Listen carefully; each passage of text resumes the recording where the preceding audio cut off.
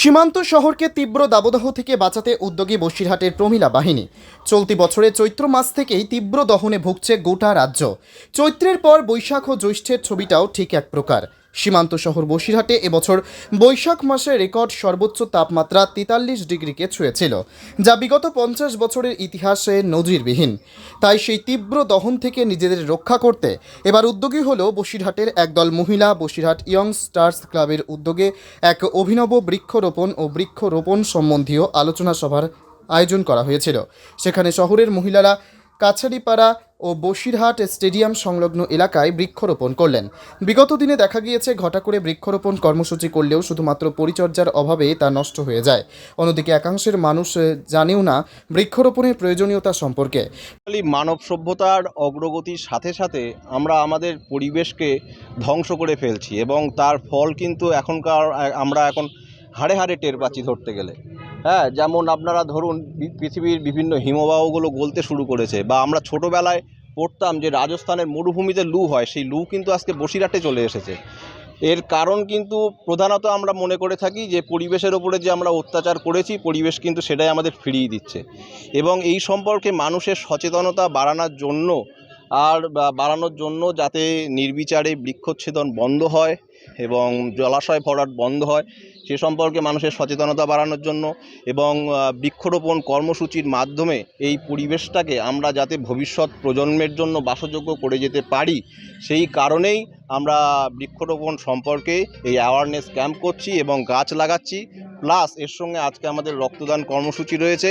এই গ্রীষ্মের সময় রক্তের সংকট প্রচুর দেখা দেয়, সেই জন্যেই আমরা এই রক্তদান কর্মসূচির আয়োজন করেছি। সাথে সাথে প্রত্যেক রক্তদাতাদের এবং সাধারণ মানুষকে আমরা বৃক্ষ চারা দান করছি। আর এর সঙ্গেই আমি বলতে চাই যে বসিরহাটের ইয়ংস্টার্স ক্লাব অতীতেও যেমন বসিরহাটবাসীর স্বার্থে কাজ করেছে, আজকেও করছে এবং ভবিষ্যতেও বসিরহাটের উন্নয়নের উদ্দেশ্যে কাজ করে যাবে। তার সঙ্গে বসিরহাট ইয়ংস্টার্স ক্লাবের প্রধান পরিচিতি হচ্ছে তার ফুটবল।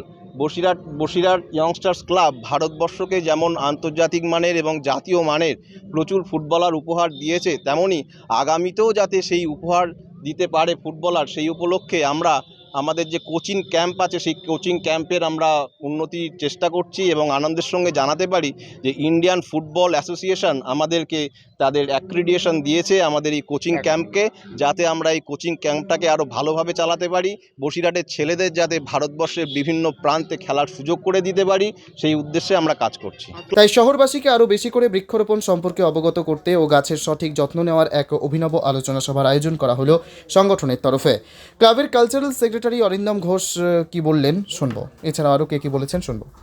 প্রতি বছরের মতো এবছরও বৃক্ষরোপণ এবং রক্তদান কর্মসূচি নিয়েছে। আমরা বৃক্ষরোপণের মাধ্যমে এবছরের শুভ কর্মসূচি শুরু করেছি এবং এরপরে রক্তদান শিবির অনুষ্ঠিত হবে।